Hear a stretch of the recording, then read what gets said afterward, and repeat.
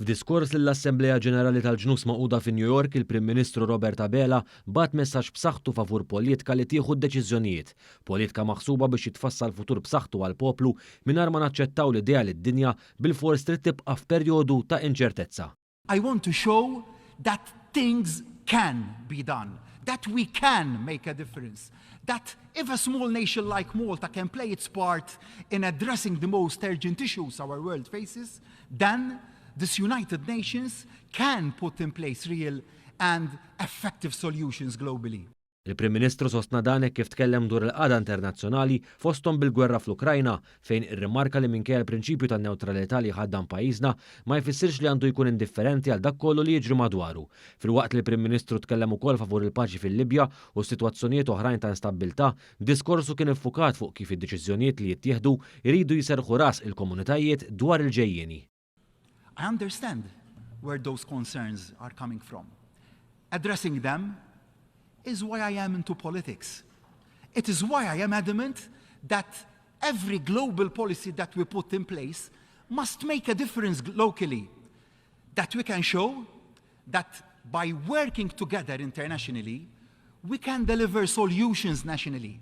Dr. Abela sostna dan hekk kif kienet titkellem dwar temi differenti. Dwar il-qasam ambjentali t-tibdil fil-klima, il-Prim Ministru sostna l-importanza li l-pjaneta tiġi protetta billi tittieħed azzjoni konkreta, irrimarka li żmien l-iskużi spiċċa. Dan anke billi s-sigurtà ambjentali tmur id fit ma' tkabbir ekonomiku.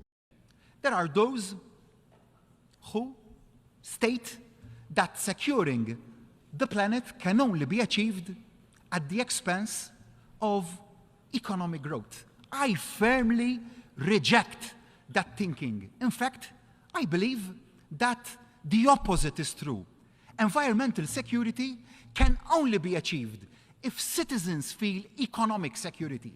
Only if you feel secure about your family's economic well-being can you turn your attention to the well-being of the earth.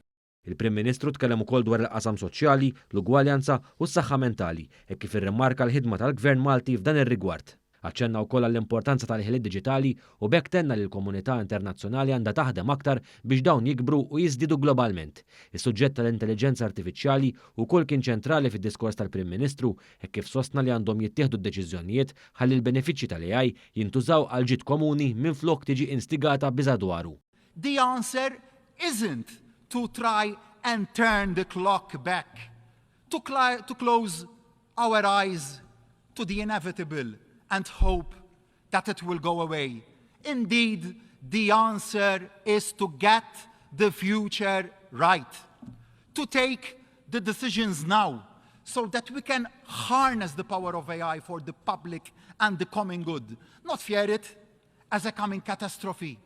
In Malta, we are already doing just that. Hekk kif temm id-diskors tiegħu il-Prim Ministru sostna l-importanza tal-għaqda fuq livell globali biex jiġi assigurat futur b'saħħtu. I know Malta knows that we must build a new age of security, not by trying to turn the clock back, but by getting the future right.